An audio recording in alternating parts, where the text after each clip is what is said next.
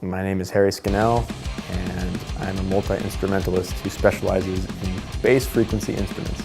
Music to me is an intentional grouping of sounds that someone has arranged to be heard and having intention doing so. And it doesn't even have to involve conventional instruments or anything, but it just has to be arranged intentionally, in my opinion, to be really meaningful, because otherwise it's just noise. At this point, it's like something that if I didn't have, it would be hard for me to justify existing, to be honest.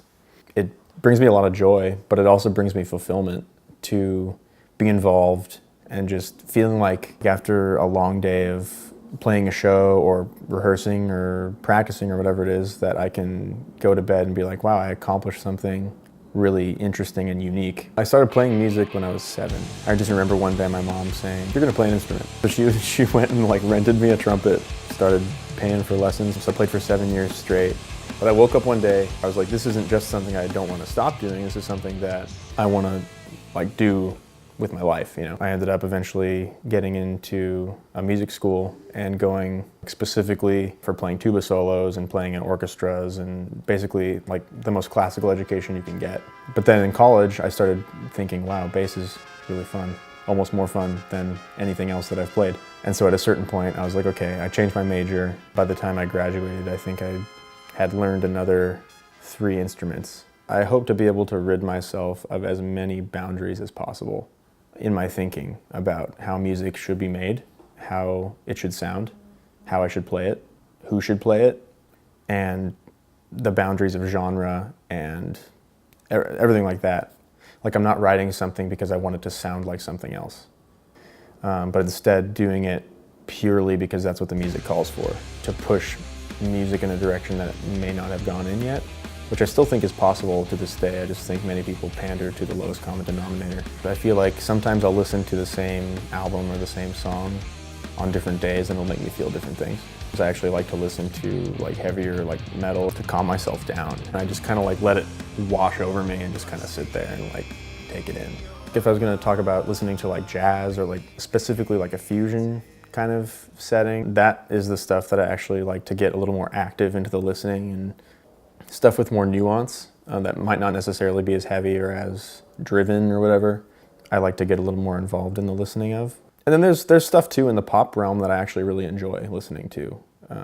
So it's all hit and miss for me, I guess. Really, there's no real like hard way to like nail down exactly how I feel when I'm listening to stuff, because I feel like it's very nebulous. It changes a lot. Usually what I do when I'm listening to something new, if it like one of my friends suggested me to listen to it or something, I usually ask him like which songs or which albums would be the easiest for me to like kind of get my foot in the door of whatever that is, whether it's a genre or if it's a band specifically.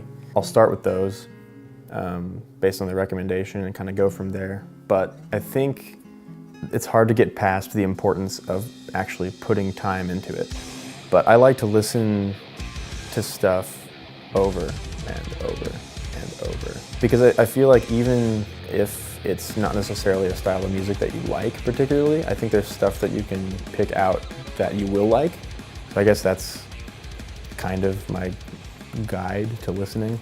Yeah, so advice that I would give to someone starting off would be, don't discount the importance of rudimentary practice, the really boring shit that no one wants to do. If you think back to when you were a kid and you were learning how to read and write, you didn't start off by reading Shakespeare. You didn't start off by writing essays, right? You wouldn't be able to, it's not possible. You had to start by, you know, the huge font like paper where you like wrote the capital A and then you wrote the lowercase a, and then you went down the list and you did that over and over again. But there's also other rules involved that you learn later on, like am I going to use MLA formatting? Am I going to use APA? Am I going to use, you know, whatever it is, am I going to indent the paragraphs and things like that? What kind of spacing am I going to use? And so there's all these other rules that follow after you've learned how to write, how to read. And so that's kind of how music is. Another thing is I would suggest making your practice fun. Because if you're not having fun, you're not going to do it, you know, at the end of the day. Like if it just feels like work all the time, it's just, you're not going to get anywhere with it.